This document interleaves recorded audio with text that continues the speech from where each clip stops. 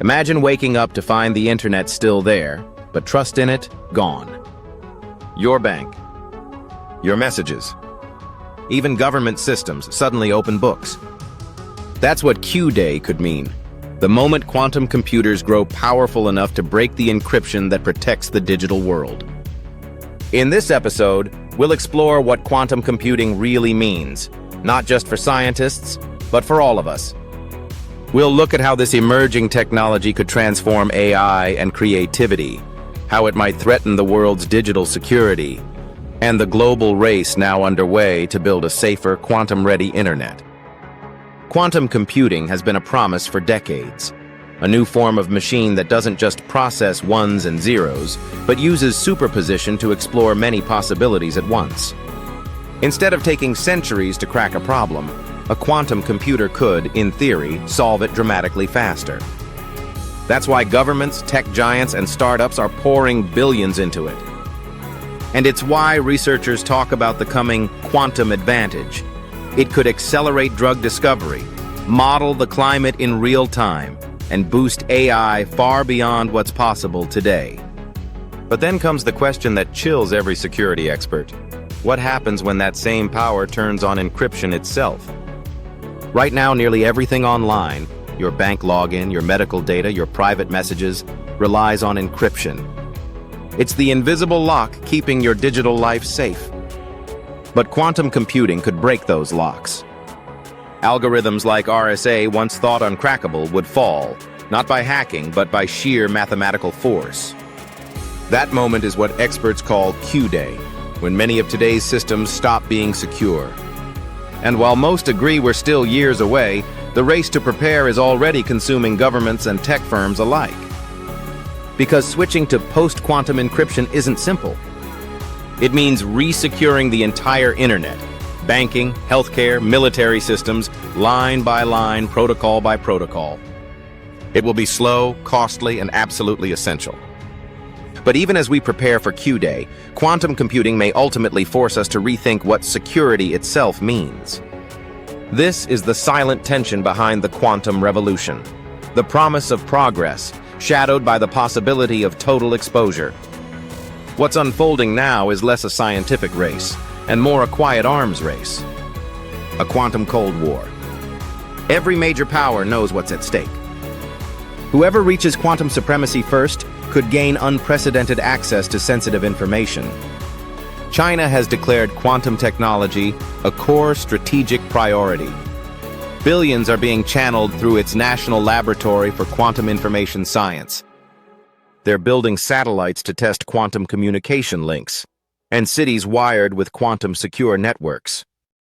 In the US, the Quantum Initiative Act has already mobilized a nationwide push, uniting national labs, IBM, Google, and startups like IonQ and Rigetti.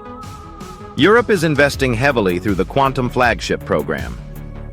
Even small nations, from Japan to the Netherlands, are developing specific areas of expertise, hoping to claim a piece of the future digital order. But the danger is, this isn't a race where second place gets a medal. It's a race where second place could face serious vulnerabilities in its digital infrastructure. That's why security agencies are already warning companies and governments, encrypt everything as if Q-Day were tomorrow. The U.S. National Institute of Standards and Technology is finalizing a new suite of post-quantum encryption algorithms designed to resist quantum attacks. They'll take years to implement globally. But they're our best hope of rebuilding digital trust before it's too late. Because once Q-Day arrives, much of the old internet becomes vulnerable, and whoever holds the first quantum machine could read data once thought secure. So what does all this mean for us? For most of us, Q-Day won't look like an explosion or blackout. It'll feel invisible, a quiet shift in who controls information. But that's the real power here, trust. Quantum computing could bring breathtaking breakthroughs in medicine, climate science, even materials that reshape industries. Yet it could also fracture the very idea of digital privacy. The question isn't just who gets there first, it's what they do with it once they arrive. Because the first true quantum computer won't just rewrite code, it could reshape who controls information. It's easy to see Q-Day as a threat, and it is, but it's also a turning point. For decades, computing has been about speed and scale. Quantum adds something else entirely: depth. It can model the chemistry of life itself, simulate new materials, and perhaps even solve problems that nature hasn't yet revealed. And that means Q-Day won't just end an era of encryption.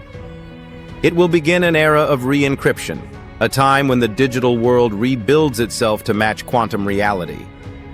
Researchers are already designing quantum-safe algorithms, quantum key distribution, and even entanglement-based networks, where information itself can't be copied or spied on without detection.